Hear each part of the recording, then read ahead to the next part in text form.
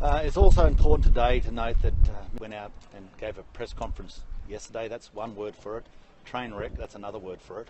And we still just don't have any answers. The question he had to answer was this: please explain the correlation between you receiving the money and changing the position that has been held not only by the government, the coalition, but also by the Labor Party. Please explain how that came about.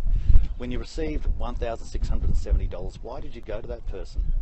Why would someone just write you a cheque for $1,670 just because you asked for it? Why not ask a lot of the viewers? Why not ask Bill Shorten? What made you go back to that entity, and why did they just give you the money unquestioning? They just like you? I mean, how does this work? Now, these are the questions that remain unanswered. Who is not a junior minister, he's leader of, he appointed him to the front bench.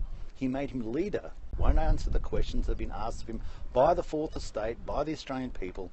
So it's now incumbent to be a leader and come out and either do one of two things: explain position to all of us, or stand him aside.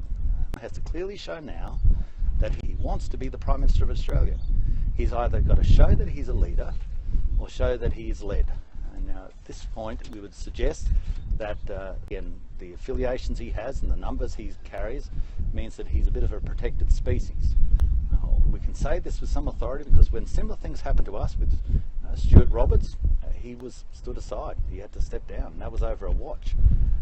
When other similar issues have happened with Mal Brough, he was stood aside. When it happened with Arthur Sinodina, so even though later on he was cleared for the interim, he was stood aside. So he must show that he's got ticker.